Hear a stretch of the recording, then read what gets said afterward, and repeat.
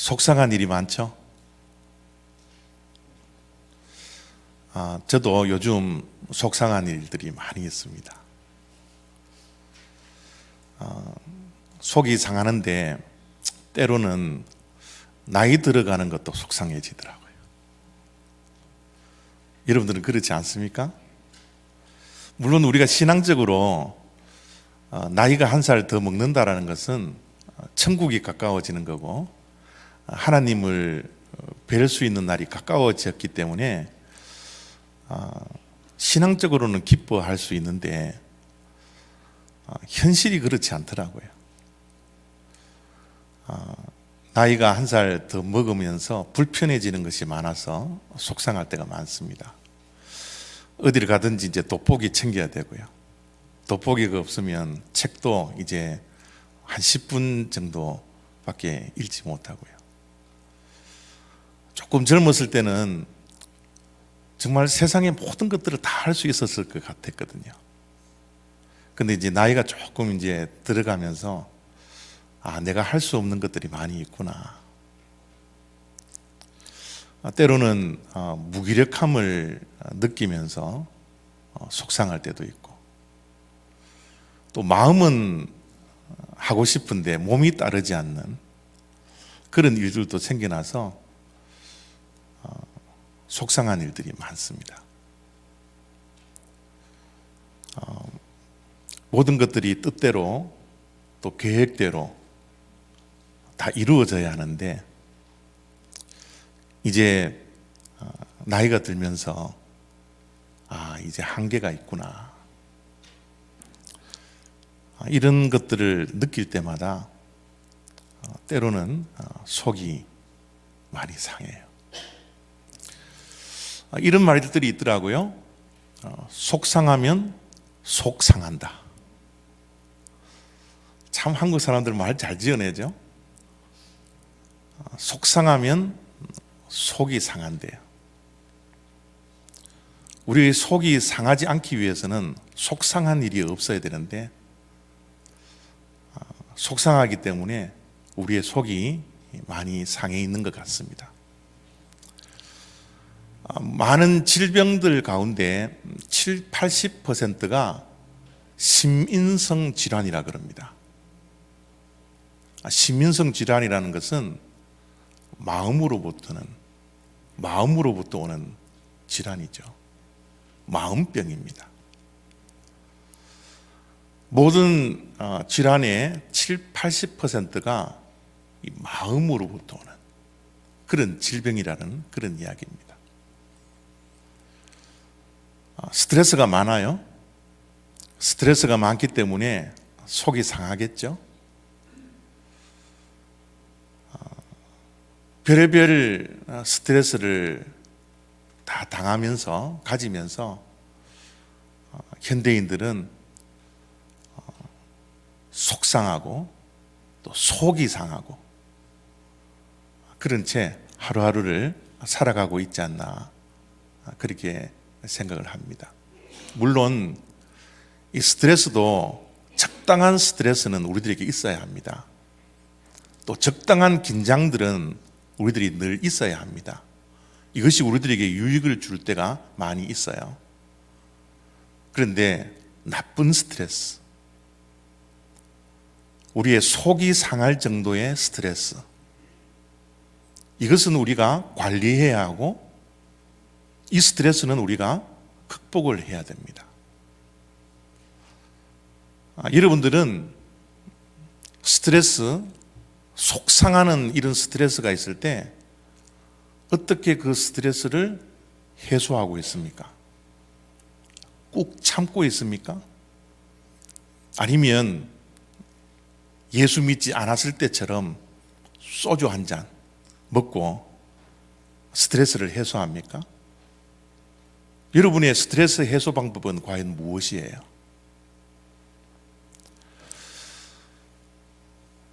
출애굽한 이스라엘 백성들을 가만히 들여다보면 참 속상한 일들이 참 많았던 것 같아요. 앞에 사진처럼 출애굽한 이스라엘 백성들이 장정이 60만 명이었거든요. 그러면 어른들, 아이들 뭐 이런 사람들까지 다 치면 200만, 300만 명이라고요. 그 200, 300만 명이나 되는 거대한 민족이 길도 없는 광야길을 걸어간다고 생각해 보십시오. 속상할 일이 한두 가지겠어요?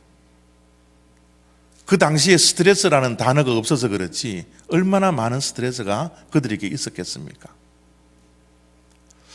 하루 이틀, 뭐 한 달, 두 달 저렇게 걸어가라 그러면 걸어갈 수도 있겠어요. 근데 저 광야 생활이 몇 년요? 40년입니다. 40년 동안 먹을 것, 마실 것 부족한 채로 집도 없이 그냥 구름과 불기둥이 인도하는 대로 40년 동안 걸어간다고 생각해 보세요. 엄청난 스트레스였을 거예요. 엄청난 속상한 일들이 많았을 겁니다. 이스라엘 백성들이 저렇게 광야 생활을 하면서 속상할 때 그들이 이 속상함을, 스트레스를 무엇으로 풀었는 줄 아십니까? 그들은 이 속상함을 원망함으로 그 속상함을 풀었어요. 불평하고 불만을 가지고 지도자를 원망하고 하나님을 원망하는 것. 아니, 어쩌면 그들이 할 수 있는 스트레스 관리 방법 가운데 어떻게 보면 최고일지도 모르겠어요. 쉽잖아요? 남들 탓하고 남 원망하고 불평하는 것 얼마나 쉽습니까? 근데 여러분, 원망을 해서 속상함이 해결이 될까요? 인터넷에 이런 글이 있더라고요. 타인을 원망하고 상황을 비난하면 온통 화가 날 뿐이다. 하지만 화를 낸다고 해서 바꿀 수 있는 것들이 얼마나 될까요? 짜증내고 화내고 원망하고 불평한다고 해서 우리가 처해 있는 이 환경이 변화가 되었습니까? 되지 않습니다. 원망을 하면 할수록 내 안에 화가 쌓이고 속병이 쌓이기 때문에 어떻게 해요? 내가 괴로울 뿐이에요. 원망하면 할수록 문제는 해결되지 아니하고 속상함은 해결되지 아니하고 더 원망할 일들이 더 많이 생긴다라는 것을 우리의 삶을 통해서, 우리의 인생을 통해서 얼마든지 잘 알 수 있지 않습니까? 우리가 인생을 살아가다 보면 이 5가지 하지 않아야 할 일들이 있다고 그럽니다.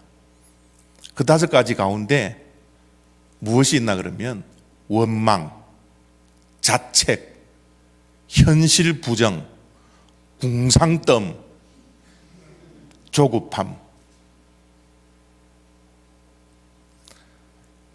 우리 인생들이 하지 않아야 할 것 가운데 5가지 가운데 첫 번째가 뭡니까? 원망이라는 거예요. 원망은 백해무익입니다. 원망은 내 자신도 독이 될 뿐만 아니라 원망을 듣는 자에게도 독을 전하는 거예요. 이스라엘 백성들은 늘 속상한 일이 있을 때마다 원망을 했는데요. 오늘 말씀을 보니까 또 원망할 일이 생겼어요. 어떤 원망할 일이 또 생겼는지 한번 보시겠습니다. 그때에 아말렉이 와서 이스라엘과 르비딤에서 싸우니라. 아말렉과의 전쟁이 일어나게 되었습니다. 사실 이스라엘 백성들은 애굽에서 종살이를 몇백 년 동안 했잖아요. 군사적인 훈련이 전혀 되지 않은 사람들이에요. 출애굽을 할 때 어떨결에 나왔지 총과 칼을 들고 나오지 않았습니다. 손에 칼과 창이 있다 할지라도 그것을 어떻게 사용할지 그 사용법도 몰랐던 그런 자예요. 전쟁이 일어나면 전략이 있어야 되는데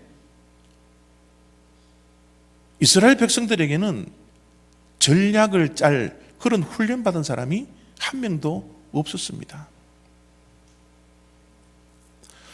그들이 할 수 있는 또 한 가지의 방법은 또 원망하는 거예요.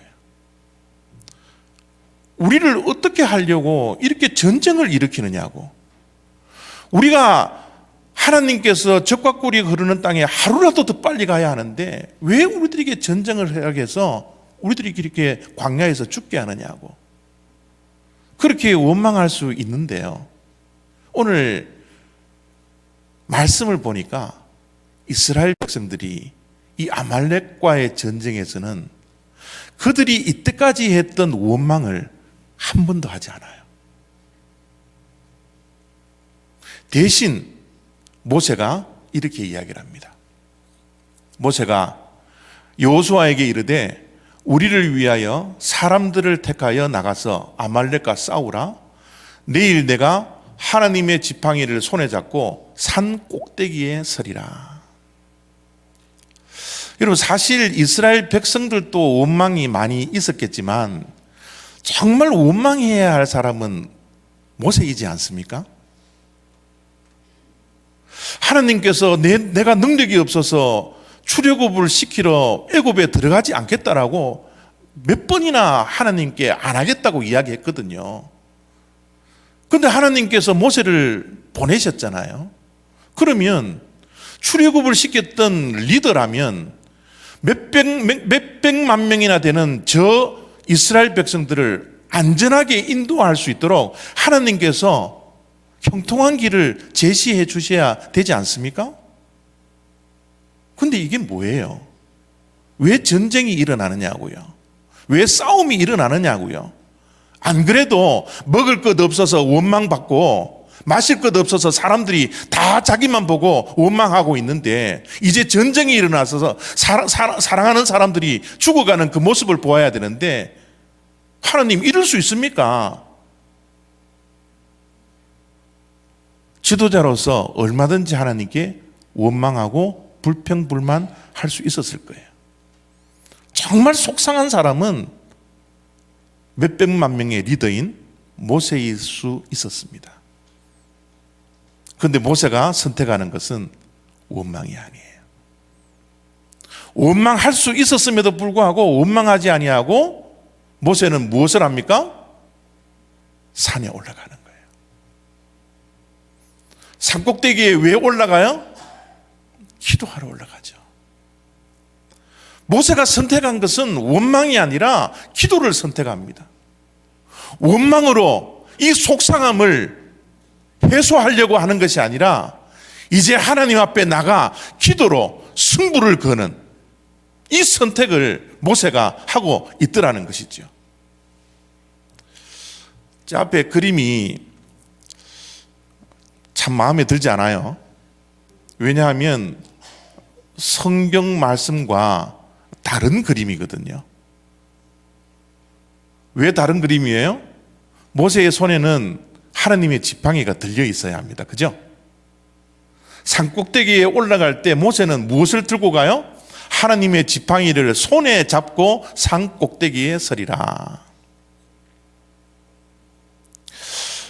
모세가 맨손으로 올라갈 수도 있었지만 왜 하나님의 지팡이를 손에 잡고 산꼭대기에 올라가서 기도를 하고 있을까? 하나님의 지팡이를 손에 잡은 것은 무슨 의미가 있을까? 등산 가시는 분들은 지팡이를 손에 잡고 등산을 갑니다. 지팡이를 들고 가는 이유는 내 두 발을 의지하지 않고 지팡이를 의지하고 걸어 올라가겠다라는 거예요.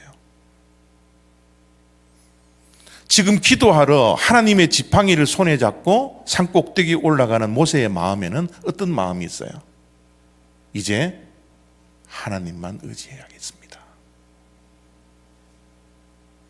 하나님의 지팡이를 손에 잡고 이제는 다른 것들 의지하지 아니하고 하나님만 의지하여 하나님께 손들고 기도하겠습니다. 이 의지의 표현이 하나님의 지팡이를 손에 잡고 산꼭대기에 올라가는 모세의 마음이었다라는 겁니다. 예, 전쟁이 일어나면 지도자로서 무기를 준비해야죠. 전략을 짜야죠. 군사들을 모아야죠. 훈련을 시켜야죠. 그러나 모세는 그것을 선택하지 않아요. 그는 군사력을 의지하지 아니하고 무기를 의지하지 아니하고 손에 하나님의 지팡이를 들고 하나님만 의지하겠다고 산꼭대기에 올라가고 있습니다. 여러분, 어떤 일이 일어났는지 아십니까? 어떤 일이 일어났는가 하면 11절을 보니까 모세가 손을 들면 이스라엘이 이기고 손을 내리면 아말렉이 이기더니, 저는 어렸을 때부터 여러분들도 마찬가지겠지만 이 아말렉 전쟁 얼마나 많이 들어왔어요. 제가 성경책을 읽을 때마다 야, 이거 꼭 만화 같은데? 이 만화의 한 장면 아닙니까? 모세가 손을 드니까 여호수아의 군대가 나가서 싸워서 이기고요. 모세가 손을 내리니까요, 어떻게 해요? 아말렉이 막 이기는 거예요. 이런 만화 같은 전쟁을 지금 하고 있는 겁니다. 그런데 이 말씀을 읽을 때 여러분들이 간과하지 않아야 할 한 가지가 있습니다.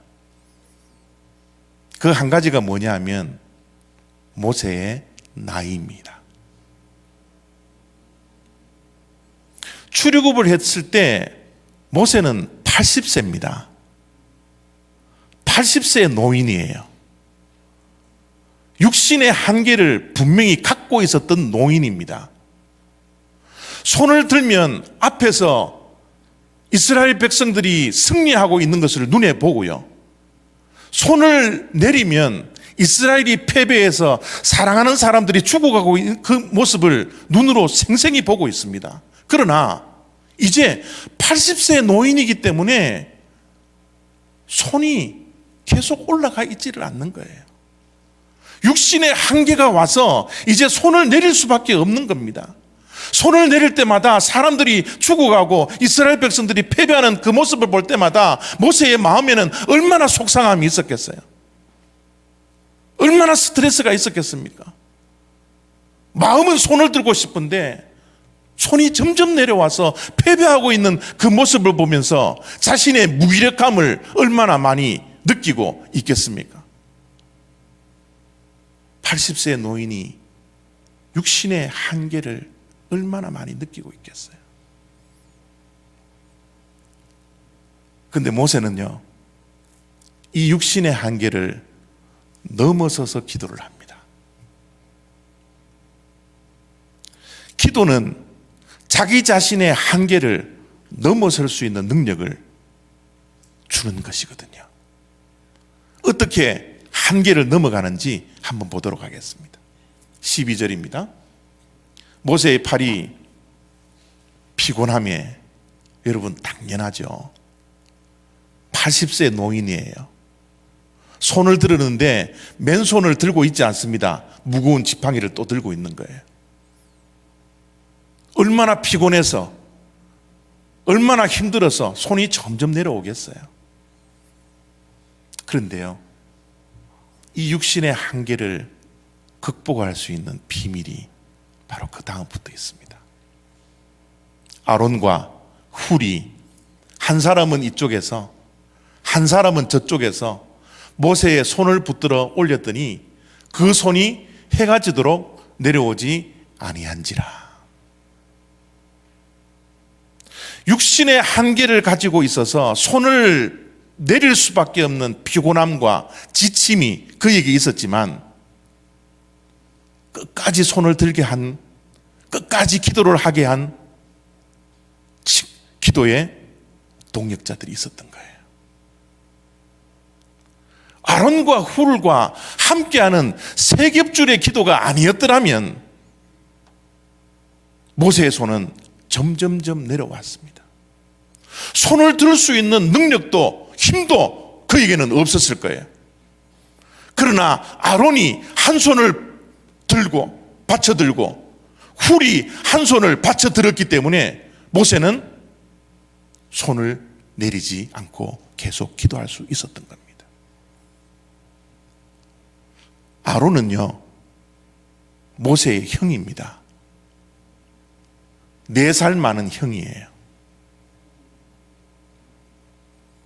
모세를 돕는 기도의 동역자가 나이에 구애받지 않더라고요. 지도자가 손을 들고 기도하면 백성들이 승리한다는 것을 그들 또한 보았기 때문에 그들도 피곤하고 힘들고 육체의 한계를 느끼고 있었지만 함께 합심하여서 기도하고 있는 저 아름다운 모습을 우리가 보고 있지 않습니까? 모세가 끝까지 기도할 수 있었던 것은 2명의 기도의 동역자가 있었기 때문에 그래요. 우리들도 때로는 기도해야 되는 줄 알면서도 불구하고 기도할 수 없는 상황이 있어서 그 한계 때문에 기도를 하지 못할 때가 얼마나 많습니까? 하루하루의 이민생활을 살면서 열심히 살다가 밤에 지친 몸으로 와서 새벽에 일어나려고 하니 새벽기도 나가서 하나님께 부르짖고 기도하고 싶은데도 불구하고 육체의 한계 때문에 기도하지 못할 때가 얼마나 많이 있습니까? 기도를 쉴 때가 얼마나 많이 있나요? 기도가 정답이라는 사실을 알매도 불구하고 기도를 해야 되는지 우리가 다 알매도 불구하고 우리의 상황의 한계, 육신의 한계, 믿음의 한계, 그 수많은 한계 때문에 속상하며 기도하지 못할 때가 얼마나 많이 있습니까? 우리가 어떻게 기도할 수 있나요? 기도의 동역자들이 있어야 합니다. 여러분 주변에 기도를 쉬고 있는 사람들이 있습니까? 지쳐 기도의 손을 내리고 있는 사람들이 있습니까? 그 사람들을 바라보면서 함께 기도할 수 있는 기도의 동역자가 되지 않겠습니까? 전도서에 보니까 이런 말씀을 합니다. 한 사람이면 패하겠거니와 2사람이면 맞설 수 있나니 세겹줄은 쉽게 끊어지지 아니하느니라. 모세의 기도는 자기 자신의 한계를 넘어서는 기도였는데 그 한계를 넘어설 수 있는 기도를 할 수 있게 한 것은 세겹줄의 기도 때문이었어요. 기도의 동역자들이 함께 기도했기 때문에 지쳐있고 피곤해져 있는 내려와 있는 이 손을 다시 한번 들고 하나님께 간구할 수 있는 그런 기도의 시간을 모세가 가졌더라는 거죠. 그 결과 어떤 결과가 일어났습니까? 13절입니다. 여호수아가 칼날로 아말렉과 그 백성을 쳐서 무찌르니라. 모세가 손을 내리지 아니하고 2명의 동역자들과 함께 손을 들고 기도했더니 최후의 승리를 얻었던 거예요. 최후의 승리를 얻고 나서 모세가 제단을 쌓습니다. 그 제단을 쌓고 그 제단의 이름을 여호와 니시라 이름을 지어줍니다. 니시라는 것은 승리의 깃발 또는 승리라는 뜻을 가지고 있어요. 여러분, 모세가 제단을 쌓고 그 이름을 단순히 니시라 이름 짓지 아니하고 여호와 니시라는 이름을 지은 것을 주목하셔야 합니다. 여호와 니시라는 말의 뜻은 무엇입니까? 여호와 때문에 승리했다라는 거예요. 전쟁터에 나간 여호수아가 싸움을 잘해서 승리한 것이 아니라 이스라엘이 가지고 있는 무기가 강력했기 때문에 승리한 게 아니라 전쟁에 임했던 전략이 뛰어나서 승리한 게 아니라 이 전쟁에 모세와 동역자들 3명이 함께 기도함으로 하나님께서 이 문제에 개입함으로써 하나님께서 승리케 하셨습니다라는 신앙 고백이지 않습니까? 미국 분들이 미국 대통령 가운데 가장 존경하는 분이 링컨 대통령이라고 그럽니다. 우리들도 링컨 대통령을 많이 좋아하고 존경을 하고 있죠. 그 링컨 대통령이 남북 전쟁에서 치열한 전쟁에서 승리한 후에 아주 유명한 말을 남겼어요. 그 유명한 말을 남겼는데 어떤 말을 남겼나 그러면요, 이런 말을 했습니다. 북군의 승리는 기도의 승리였습니다. 남북 전쟁에 하나님께서 개입하셔서 우리 북군이 승리하게 되었습니다. 우리가 하나님께 기도함으로 이 전쟁은 하나님의 승리였습니다. 이렇게 유명한 말을 남기고 그 다음에 이거보다 더 유명한 한마디를 남깁니다. 그 말이 바로 이 말입니다. 우리에게 남군에 로봇 리 같은 유능한 장군이 없는 것이 얼마나 감사한지요. 남군에는 유능한 장군 로봇 리가 있었습니다. 그러나 북군에는 저런 유능한 장군이 없었다라는 거예요. 그래서 하나님께 나가서 기도할 수밖에 없었다라는 겁니다. 만약 유능한 장군이 이 전쟁을 이끌어 나갔더라면 그 장군을 의지해서 하나님께 기도하지 않았겠지만 우리에게는 유능한 장군이 없기 때문에 우리가 믿을 것은 오직 하나님 한 분밖에 계시지 않았습니다. 이 전쟁에 하나님 개입하여 주십시오. 하나님 도와주십시오. 우리가 로버트 리 같은 장군이 없음을 그들은 감사하면서 기도했다라는 거예요. 그래서 링컨은 북군의 승리는 기도의 승리였다라고 자신에게 이야기하고 있지 않습니까? 여러분, 그렇습니다. 이제 나이가 들면 들어갈수록, 세월이 지나가면 갈수록 내게 없어지는 것들이 얼마나 많은지요. 남들이 가지고 있지만 그 사람들과 비교해서 내가 가지고 있지 않은 것들이 얼마나 많은지요. 이제 힘도 없습니다. 능력도 없습니다. 내가 의지할 것 아무것도 없는 인생을 살아가고 있는 것이 우리의 인생이지 않습니까? 결핍된 것이 하나님 앞에 나갈 수 있는 길이 된다면 그 결핍이 감사함으로 다가와야 할 우리의 인생이지 않습니까? 이제 없는 것 때문에, 남들이 가지고 있지만 내가 가지고 있지 않는 것 때문에 이제 원망하고 불평하고 속상하고 화내고 짜증낼 일이 아니라 이제는 내가 없는 것 때문에 더 하나님께 나아갈 수 있다면 그것이 축복이요, 그것이 승리의 비결이라는 사실을 링컨 대통령의 말을 통해서 우리가 얼마든지 알 수 있지 않습니까? 이제는 지혜도 없는 것 같아요. 이제는 건강도 없는 것 같아요. 이제는 좋은 시력도 가지지 못한 것 같아요. 이제는 다리에 힘도 그렇게 많지 않습니다. 그러나 그 결핍된 것이 하나님께 나아갈 수 있는 길이라면, 기도할 수 있는 길이라면, 이 기도를 통하여서 하나님께서 이 결핍된 인생에 개입하실 수만 있다면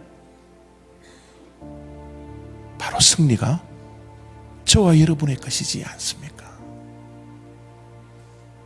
때로는 우리의 육신의 한계 때문에 기도를 쉴 때도 있습니다.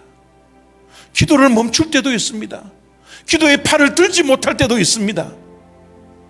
그러나 우리의 지치고 피곤한 이 연약하고 속이 상한 우리들의 모습을 보고 누군가가 우리와 함께 기도하고 우리의 손을 들어주고 우리와 함께 기도할 수 있다면 우리 또한 승리하여서 여호와 니시라고 우리가 고백하지 않을 수 있지 않을까요? 사랑하는 성도 여러분, 속이 많이 상하십니까? 그러한 일들이 많이 있습니까? 여러분의 삶에 이제 한계를 느끼십니까?